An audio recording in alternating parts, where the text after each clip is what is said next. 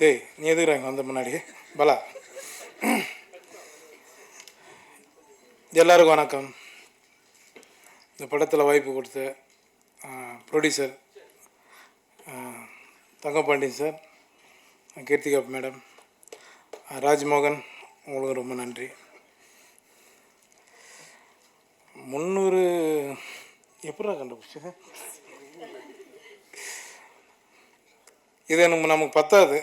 நடிகராக இருந்துட்டால் நமக்கு வந்து நம்மளே ஒரு நம்பர் போட்டு நம்மளே இது வந்து பெருமைப்படுத்துறத விட காலம் கடைசி காலகட்டத்தில் சொல்லணும். நாகேஷ் சார், மனோரமா, நான் நகைச்சுவை நடிகர்னு சொல்கிறேன், எல்லோரும் சேர்த்து தான் சொல்கிறேன்.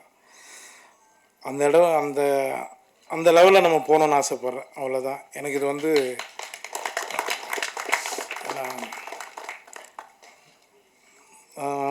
சென்றாயன் ரொம்ப நன்றி. என் சீன் அழுகுற மாதிரி நான் எதுவுமே பண்ணல, ஆனால் சரி பார்க்கலாம், வச்சுருக்கேன் நான் எடிட்டில். அடுத்து மைனா, உங்களுக்கு ரொம்ப நன்றி. அனாமிக்காவா, ராஜ்மோகன், நம்ம வந்து 2016 வந்து நயன்தாரா கூட நடிச்சிட்டோம், சரியா? எந்த ஹீரோனி நடிக்கலாம், நம்மளை அதை பற்றி கவலை இல்லை, கதை தானே நமக்கு முக்கியம், சரிங்களா? ரொம்ப நன்றி நீங்கள் என் கூட நடித்ததுக்கு.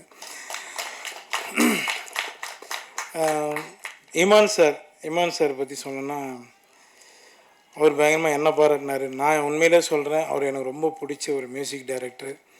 ஏன்னா நாங்கள் வந்து பிரபு சலமன் சார் படம் பண்ணிகிட்ருக்கோம். அப்போது மேம்போ படத்தில் வந்து அதிகமாக பிரபு சலமன் சார் வந்து நானும் அவரும் உங்களை பற்றி தான் சார் நிறைய பேசிகிட்ருப்போம். ஏன்னா அந்த அளவுக்கு உங்களை பற்றி ரொம்ப பெருமையாக சொல்லுவார். நானும் அவங்க கூட பேசிகிட்ருக்கேன், பழகிட்டுருக்கேன். கண்டினியூவாக எல்லா படங்கள்லையும் என்னோடய லீடு படங்கள்லையும் நான் உங்ககிட்ட கொடுக்கணுன்னு ஆசைப்பட்றேன் சார். கண்டிப்பாக நீங்கள் பண்ணி கொடுங்க சார். ஏன்னா நான் இந்த படத்துக்கு ரிக்வெஸ்ட் பண்ணேன், அவர்கிட்ட ஒரு சின்ன விஷயத்த ஹெல்ப் பண்ணார். ரொம்ப நன்றி சார். இப்போ காளி ஏன் போஸ்டர் மாதிரியே வச்சுனுக்கிற மூஞ்சி தூக்கம் வந்துச்சா? காளி வெங்கட் எனக்கு ஒரு நல்ல நண்பர், சொன்னவனே வந்துட்டாப்புல, வந்து பாபு பண்ணிடலாம் பாபு அப்படின்னாரு. அதுக்கப்புறமா அவர் படத்துலேயும் இப்போ ஒரு நண்பர் கேட்டிருக்காரு, நீங்கள் ஹீரோ பண்ணுற படத்தை. கண்டிப்பாக நான் வருவேன் காளி, 2 சீனாக இருந்தாலும் பண்ணி கொடுத்துட்றேன். நித்திலன் இன்னும் எதிர்பார்த்துட்ருக்கோம். ரொம்ப நன்றி இங்கே வந்ததுக்கு, எங்கள் ஆடியோ பர்மிஷன் வந்ததுக்கு. லிரிக்ஸ் ரைட்ரு அப்போ நேதா சார் ரொம்ப நன்றி. Madhan sir, Ramesh sir, Soundarya madam, என்னுடைய நண்பன் பொம்மநாயகி டைரக்டர் சார் ரொம்ப நன்றி. கேமராமேன் பிரதீப், எல்லோரும் ரொம்ப நன்றி. நான் இன்னைக்கு கொஞ்சம் இதெல்லாம் எல்லா மேடையில் கொஞ்சம் தான் பேசிட்டு இறங்கிடுவேன். சரி கொஞ்சம் அப்படி பேசுகிறேன், கொஞ்சம் டயர்டாக இருப்பீங்க எல்லோரும்.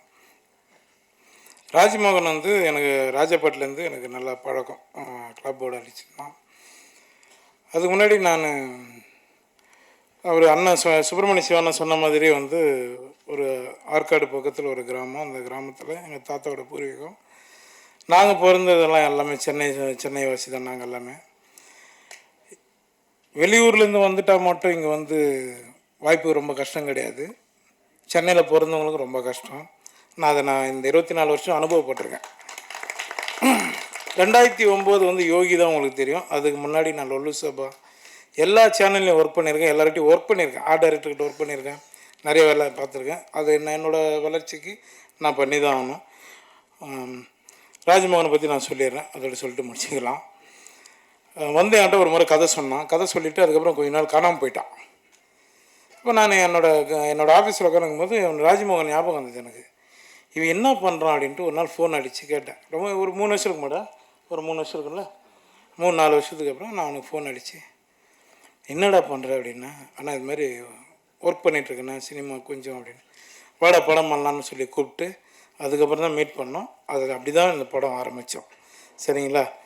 இது வந்து இது மாதிரி நிறைய டைரக்டர், அசிஸ்டன்ட் டைரக்டர் எல்லாருக்குமே நான் ஹெல்ப் பண்ணுறதுக்கு ரெடியாக இருக்கேன். வாங்க, கரெக்டாக பண்ணுங்க, சரிங்களா? எனக்கு வாய்ப்பு கொடுத்ததுக்கு ரொம்ப நன்றி. தேங்க்யூ. என்ன மேடம், 300 படங்களில் நடிச்சிருக்கீங்க. நீங்கள் நடிக்காத நடிகர்கள், சேர்ந்து நடிக்காத நடிகர்கள் யாரும் இருக்காங்களா? யார் கூட சேர்ந்து நடிக்கணும்னு ஆசைப்படுறீங்க?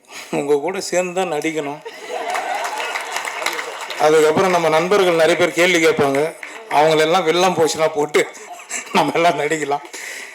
கமல் சார்கிட்ட தான் ஒன்றும் நடிக்கலை, சீக்கிரம் அதுவும் நடக்கும்னு நினைக்கிறேன். கமல் சாரோட நடிக்கணும். சார் இந்த 300 படங்களை நடிச்சதுக்கு வந்து உங்களோட தெய்வ பக்தியும் ஒரு காரணமா எடுத்துக்கலாமா?